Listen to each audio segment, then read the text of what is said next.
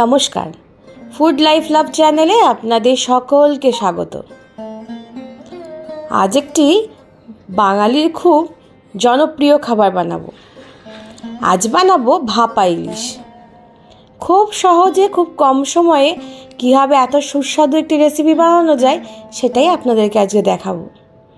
আপনারা দেখতে থাকুন খুব কম উপকরণে কীভাবে বানিয়ে নিচ্ছি ইলিশ মাছের ভাপা। এখানে দেখুন বেশ চাকা চাকা করা বেশ খানিকগুলো ইলিশ মাছ নিয়ে নিয়েছি। প্রথমে ইলিশ মাছগুলোকে 2 থেকে 3 বার ধুয়ে জল ঝরিয়ে নিয়ে তারপর নুন হলুদ দিয়ে ম্যারিনেট করে নেব। আর ম্যারিনেটের মধ্যে একটু লেবুর রসও দিয়ে দেব। আপনারা ভাবছেন লেবুর রস কেন দিচ্ছি? আসলে লেবুর রসটা মাছটাকে একদম গোটা গোটা পিস রাখতে সাহায্য করবে। মানে লেবু বা ভিনিগার দিয়ে দিলে মাছগুলো একটু ভেঙে যাবে না। তো ভিনিগারের থেকে আমার মনে হয় লেবুটাই ভালো, তাই একটু লেবুর রসও আমি দিয়ে দিয়েছি। এই আধখানা লেবুর রস দিলেই হবে। এবার এটা ম্যারিনেট করা থাক, ততক্ষণ চলুন ইলিশ ভাপার জন্য মশলাটা বানিয়ে ফেলি।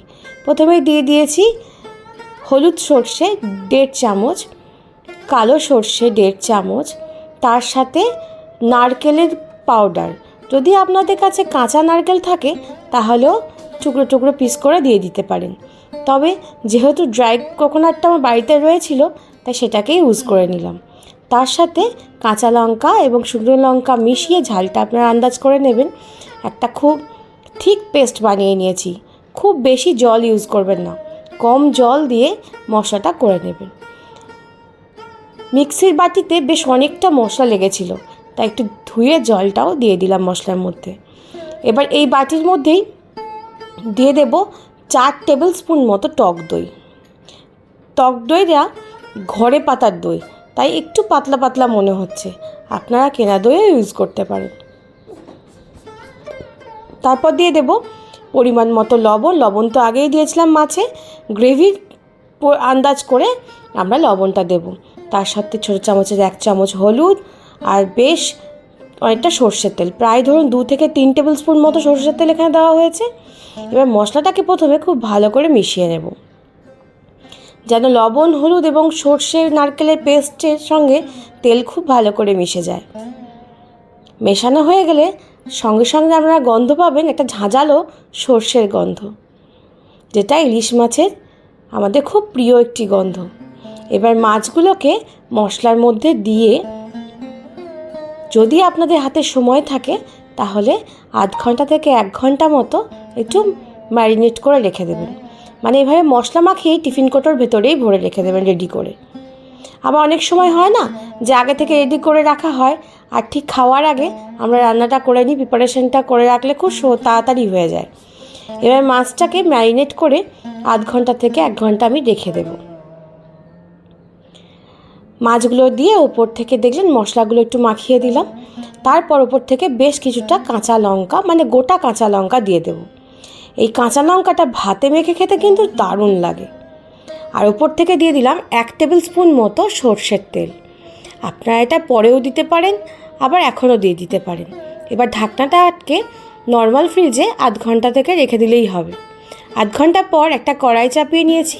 কড়াইয়ের মধ্যে দিয়ে দিয়েছি জল। জলের উপর একটা বাটি বা একটা স্ট্যান্ড দিয়ে দেবো। আসলে স্ট্যান্ড দিয়েছিলাম কিন্তু স্ট্যান্ডটা না আমার এই কড়াইয়ে বেশ অনেকটা উঁচু হয়ে যাচ্ছিলো, তাই এটা পাতলা ছোট ছড়ানো বাটি দিয়ে দিয়েছি।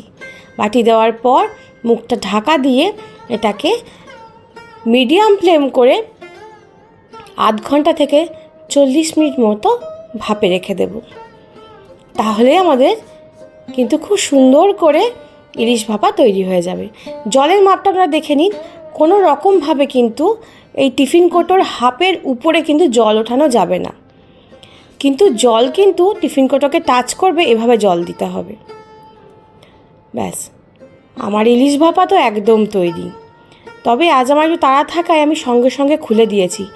আপনারা যদি হাতে সময় থাকে তাহলে আধ ঘন্টা থেকে 40 মিনিট রাখার পর আরও 10-15 মিনিট ভাপেতেই রেখে দেবেন, তাহলে খুব সুন্দরভাবে ভাপটা বসে যাবে। এবার টিফিন কোটোটা খুব আলতোভাবে আলগা করে খুলে নেব। বেশি ঝাঁকানো যাবে না, তাহলে তো মাছ ভেঙে যাবে। দেখুন খুলতে না খুলতেই এত সুন্দর একটা গন্ধ।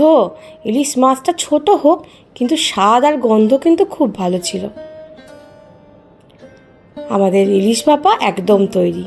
খুব সহজ পদ্ধতিতে খুব কম সময়ে আপনারা বানিয়ে ফেলতে পারবেন। এভাবে একবার ইলিশ ভাপা বানিয়ে দেখবেন, আমি কথা দিচ্ছি আপনাদের খুব পছন্দ হবে।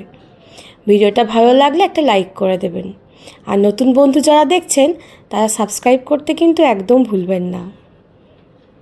একবার এভাবে ইলিশ ভাপা বানিয়ে অবশ্যই আমাকে কমেন্ট করে জানাবেন যে আপনাদের কেমন লেগেছে। সবাই খুব ভালো থাকবেন, সুস্থ থাকবেন আর সকলকে ভালো রাখবেন।